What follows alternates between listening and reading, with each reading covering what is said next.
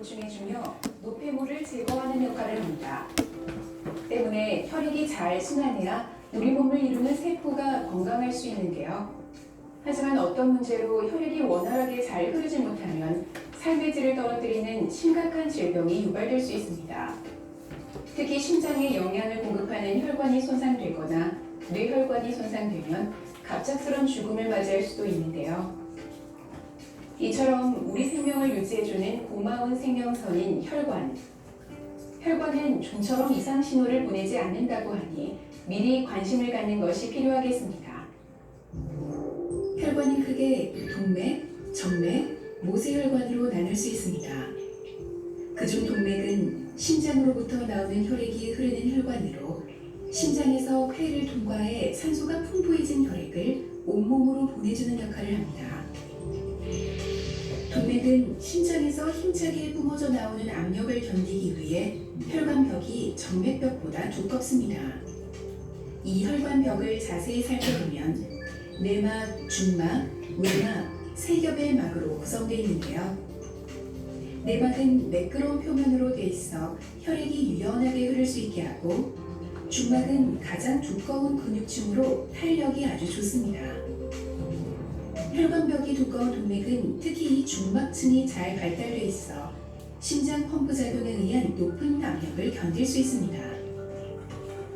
외막은 결합 조직으로 된 가장 튼튼한 층으로서 혈관을 지지하고 보호하는 기능을 합니다. 동맥은 심장에서 시작해 온몸으로 계속 뻗어나가면서 중동맥, 소동맥, 세동맥, 모세혈관으로 이어집니다. 이 중에 모세혈관은 가장 가느다란 혈관으로 직접 세포에 연결돼 산소와 영양분을 공급하고 이산화탄소와 노폐물을 수거하는 역할을 합니다. 온몸에 그물처럼 퍼져 있는 모세혈관은 혈관과 세포 사이에서 물질 교환이 잘 될 수 있도록 한 겹의 내피세포로만 구성되어 있는데요. 우리 몸속에 약 100억 개 정도 존재하는 이런 모세혈관들은 다시 정맥혈관에서 만나게 됩니다. 정맥은 심장으로 들어가는 혈액이 흐르는 혈관으로 정맥벽도 동맥벽과 마찬가지로 세 겹으로 되어 있는데, 동맥에 비해 중막의 두께가 얇아 정맥이 쉽게 확장해 혈액을 저장할 수 있도록 되어 있습니다. 또 정맥혈은 동맥혈에 비해 흐름이 느리고 혈관 주변 근육이 운동하는 힘에 의해 이동됩니다. 특히 정맥에는 동맥과 달리 판막이 있어 정맥혈이 거꾸로 흐르지 않도록 되어 있습니다. 우리 몸의 혈액이 순환하는 길인 혈관에 문제가 생기면 이는 곧 혈액순환 장애로 이어져 허혈, 출혈, 빈혈 등의 증상이 나타나게 됩니다. 동맥 속에 나쁜 콜레스테롤이 쌓이면 혈관벽이 탄력을 잃고 단단해지는데 이를 동맥경화라고 합니다. 특히 심장 근육에 혈액을 공급하는 관상동맥에 콜레스테롤이 쌓여 좁아지면 협심증이나 심근경색과 같은 질환이 발생합니다.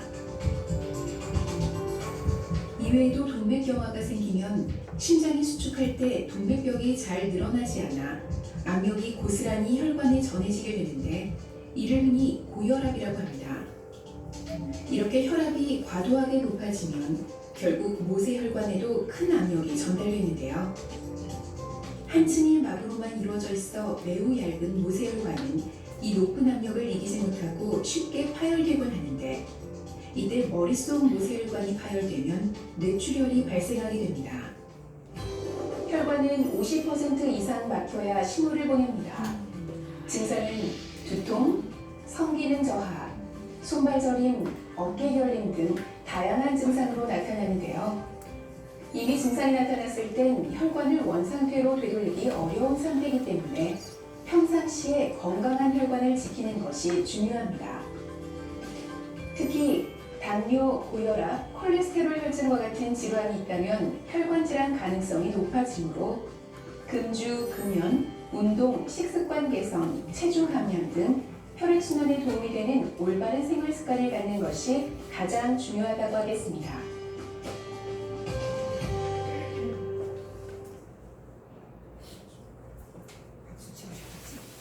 쳐줘야지.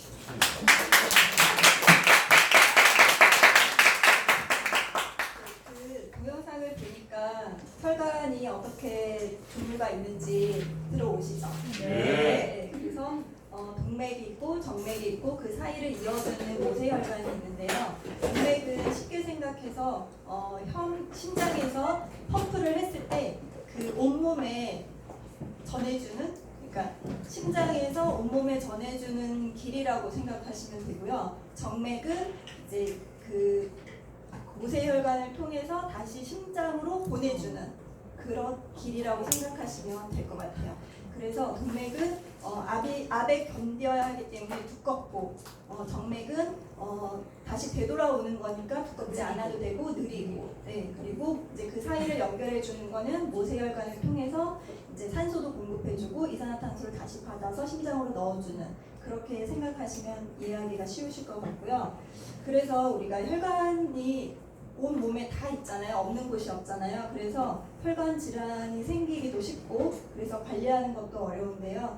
우리가 그 혈관 질환이 가장 최악의 질병이라고 해요. 왜냐하면 어느 날 갑자기 오거든요. 그러니까 아까 여기 동영상에서도 보시다시피 50% 정도 막혔을 때까지 증상이 없기 때문에 어떤 기저질환이나 이런 걸 갖고 있는 사람들은 주의를 하고 관리를 해야 되는데, 이 혈관 질환 자체가 20대부터 서서히 진행이 된대요. 그러니까 내가 고혈압이나 당뇨나 이런 거를 진단받지 않았더라도 20대부터 서서히 혈관의 질환은 시작된다고 생각하시면 되고요. 1년에 6만 명이 이 혈관 질환으로 사망을 한대요. 근데 이제 문제는 이 질병, 그러니까 혈관 질환이 생겼을 때 바로 사망하는 게 아니라 이제 누워서 지내는 경우가 굉장히 많은 거죠. 그러니까 삶의 질이 떨어지고 또 그 부수적으로 가족들도 다 힘들게 되고, 그렇기 때문에 이제 혈관 질환이 중요하고 또 관리하는 게 필요한데요. 그 쉽게 생각하면 혈관이 막히거나 터지는 질환, 그 모든 거를 다 말한다고 생각하시면 돼요. 그래서 뭐 최하에 가장 적은 게 반신불수, 그리고 조금 나은 거라고 하면 뭐 그러니까 한쪽이 불편하면서 거동하게 되는 반신불수고, 내사 상태로 또 올 수도 있고, 또 문제는 또 거동은 못하지만 의식은 있는 거예요. 그러니까 가족들이 왔을 때 말하는 거에 반응은 못하지만 다 듣고 있는 거거든요. 그러니까 뇌 쪽으로 이런 혈관 질환이 왔을 때는, 그래서 그런 것도 되게 가족분들이 주의해서 말씀 이렇게 나눠야 되는 이유도 그런 이유예요. 의식이 다 있어요. 몸은 못 움직이지만. 그리고 남성들 같은 경우는 40대 이후에 그 혈관 질환이 많이 증가하고 있고, 여자분들 같은 경우는 이제 폐경 이후에 급격하게 이제 호르몬이 에스트로겐이 이제 낮아지면서 그 좋은 콜레스테롤 수치가 떨어지거든요. 그래서 이제 혈관 질환의 발병이 높아지고 있어요. 그리고 그래서 혈관 질환의 원인을 보면 고혈압 알고 계시다시피 고혈압, 그리고 당뇨, 그리고 고지혈증, 그리고 비만, 이런 대사증후군이 다 포함이 되고 있고요. 또 거기에 생활습관, 안 좋은 생활습관이 이제 흡연, 그리고 요즘에 뭐 인스턴트 음식, 또 야식, 문화 이런 것도 다 이제 안 좋은 혈관 질환을 유발시킬 수 있는 원인으로 볼 수가 있는데요. 보통 우리가 이제 혈관 질환하면 동맥경화를 쉽게 떠올리고, 동맥경화에 대한 얘기는 이제 많이 들어보셔서 익숙한 단어이실 텐데, 사실은 엄밀히 얘기를 하면 동맥경화하고 죽상경화증이라고 두 가지가 있어요. 근데 동맥경화증은 아까 이제 동맥을 설명할 때 내벽하고 중벽하고 외벽 이렇게 세 개로 막이 이루어져 있다고 했잖아요. 근데 그 중벽 가운데 근육 부분, 그 부분이 전반적으로 이제 딱딱해진 거예요. 그래서 전신에 이제 다 나타날 수 있는 그런 거를 동맥경화라고 이제 통틀어서 말을 하고 있고, 이제 죽상경화는 그러니까 어떤 거냐면, 죽상경화는 그 혈관의 가장 안쪽에 문제가 생기는 거예요. 문제가 생기는 거고, 동맥경화는 이렇게 넓은 범위에 전반적으로 생긴다고 생각을 하시면 되고, 죽상경화는 어떤 국소적인 부위에 이제 혈관 가장 안쪽에 문제가 생기는 거라고 생각하시면 돼요. 그래서 둘 다 이제 문제가 되긴 하는데 고혈압 같은 경우도 그렇고 뭐 고지혈증으로 발생하는 거는 이제 죽상경화증이라고 쉽게 생각하시면 이해가 조금 쉬우실 거예요. 그래서 혈관 질환을 진단할 때는 아까 원인이랑 마찬가지로 이제 뭐 고혈압 진단 받았을 때, 그러니까 고혈압 같은 경우는 일반적으로 120에 80, 그러니까 수축기와 이완기 했을 때 120에 80이 정상 혈압이거든요. 근데 거기서 이제 플러스 마이너스 20까지를 정상 범위라고 봐요. 그래서 100에 60부터 이제 120에 80이니까 140에 100 정도. 그게 이제 정상 범위로 보고 있고 점점 이 고혈압의 그 기준이 낮아지고 있어요. 그래서 예전 같은 경우는 120에 80이면 아주 딱 좋다고 했었는데 요즘은 그 추세가 조금 더 낮아지는 추세. 그 이유는 이제 고혈압 발생이 점점 많아지고 있고 또 제약회사에서 콜레스테롤 관련 또 고혈압 약을 더 많이 팔아야 되잖아요. 그러니까 이제 그런 것들이 맞아져서 고혈압의 기준이 조금씩 낮아지고 있는 그런 상황이에요. 그리고 당뇨병은 이제 진단을 할 때 우리가 공복식, 그러니까 한 8시간 정도 금식을 했을 때 혈액 검사를 해서 그 혈당 검사가 한 100 정도 나왔을 때 그때를 이제 공복당 장애라고 해서 주의해야 되는 그런 상태로 보고 있고요. 공복시 혈당이 126 이상이 되면 이제 당뇨로 일단은 진단을 해요. 진단을 하고 공복이랑 상관없이 아무 때나 했을 때 200 이상 나왔을 때 그때를 이제 당뇨로 진단을 하게 돼요. 그리고 고지혈증도 이제 그 혈관 질환을 그 진단할 때 그 많이 사용되고 있는데요. 고지혈증은 그 초콜레스테롤하고 이제 LDL이라고 해서 이제 저밀도 콜레스테롤 그 수치가 130 이상일 때랑 또 중성지방 수치가 130 이상일 때를 이제 그 고지혈증을 진단을 하게 되는데 요거는 한 가지만 해당되더라도 이제 고밀도 콜레스테롤이 높은 경우에는 또 바로 투약을 하고 그러니까 콜레스테롤 약을 투약하거나 그러지는 않거든요. 그때는 이제 운동을 권장하거나 그러니까 운동을 권장하고 시기를 조절해서 안 되면 이제 콜레스테롤을 투여하게 되고 콜레스테롤 약을 투여하게 되고 그러니까 그 수치가 전반적으로 나쁘지 않더라도 가족력이 있거나 그러면은 이제 약을 투여하는 경우가 임상에서는 그렇게 되고 있고요.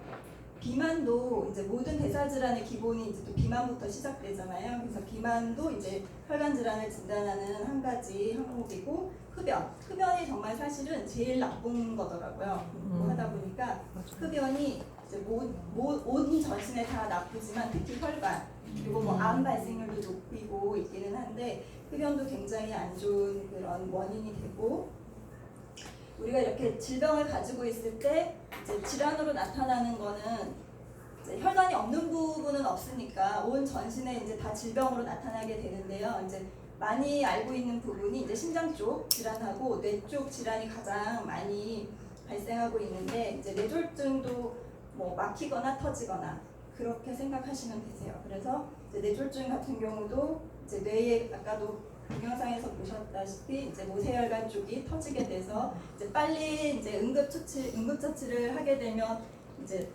생명은 구할 수 있지만 어떤 그 이후에 후유증 같은 거는 계속 남아있는 그런 상황이 되기 때문에 뇌졸중도 굉장히 그 무서운 질병이긴 하죠. 언제 터질지도 모르고 일단 뭐 위험인자는 가지고 있다고 하지만 예고하지 않으니까 조심해야 되고 관리를 해야 되는 그런 질병이고요. 그 뇌경색이 발생을 했을 때 첫 증상이 보통은 두통이 오거나 아니면 이제 안면마비가 이제 반쪽에 이제 안면마비가 오거나 말이 어눌해지거나 이런 증상이 딱 오면 바로 이제 응급실을 가셔야 돼요. 응급실을 가셔야 되고 그런 혈전이나 어떤 경색이 생겼을 때 3시간 안에 이제 응급실을 도착을 하면 그 혈전을 녹이는 약을 투여를 하거든요. 그러면 이제 예후가 굉장히 좋죠. 근데 그 시간이 넘어갔을 때는 이제 예후도 안 좋고 그 이후에 이제 관리하는 것도 힘들어지는 그런 상황이 있어서 그 골든타임이라고 하는 그 시간 안에 응급실을 꼭 도착하시는 게 좋고 그리고 그 뇌졸중이 오기 전에 그러니까 딱 경색이 오기 전에 경색이나 그런 증상이 오기 전에 몸에서는 계속 신호를 보내요.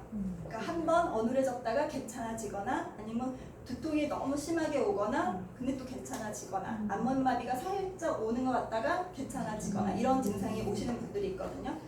그렇게 되는 경우는 괜찮다 하고 생각하고 그냥 지나가지 마시고 그 이후에 꼭 뇌졸중이 오거든요. 그렇기 때문에 그런 증상이 한번 살짝 왔다가 지나가시는 분들은 꼭 이제 병원에 가서 정기 검진을 하거나 그 치료 그쪽 부분으로 이제 치료를 해야 돼요. 이런 경우는 보통 심장에서 문제가 생겨서 그게 이제 뇌까지 올라가다가 그러니까 혈전 덩어리나 이런 것들이 올라가다가 이제 작은 모세혈관 이런 데서 막혀서 그게 뚫리는 거거든요. 저절로 뚫리면서 이제 증상이 나타났다가 사라지는 건데 그 상황을 간과하지 말고 이제 주의 깊게 보셔야 되는 거예요. 어디 가야 돼요? 심장과 가야 돼요? 저 응급실 가야죠.